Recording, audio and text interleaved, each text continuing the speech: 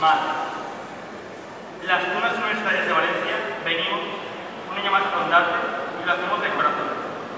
Como hijos tíos que somos, con la alegría que expresan nuestras canciones que hablan siempre de amor. Y con la ilusión de verte año tras año más hermano y más guapa que nunca. Madre de Déu de Desaforats, qué suerte tenemos de contar con una madre como tú, que nos ama siempre, que todos los días y a todas horas nos ampara y protege y que jamás nos olvida. En esta tarde de mayo queremos alegrar tu corazón, tu inmenso y gran corazón y exaltar tu bondad y tu belleza.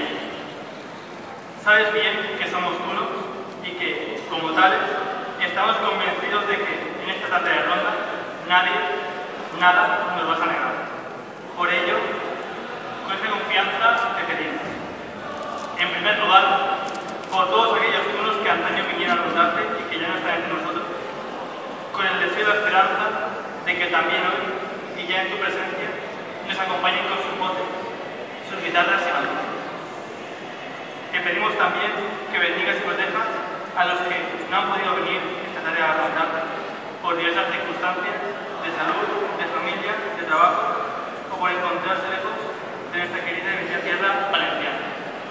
Te pedimos también por nuestras familias para que en estos momentos difíciles en los que faltan en muchos lugares un empleo digno para cubrir sus necesidades, pronto encuentren el remedio a esta gran situación y en todas ellas reine la concordia, la paz y la alegría.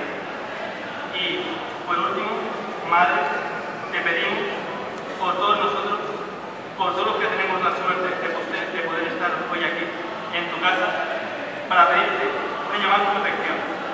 Cobíjanos y amparanos, Madre, bajo tu mano. Para ti, Madre, para tu corazón, Madre, van dedicadas estas canciones, que tus hijos, los tunos de Valencia, te ofrecemos con todo nuestro cariño. Suenen ya nuestras guitarras y entren nuestras voces las canciones de la tuna.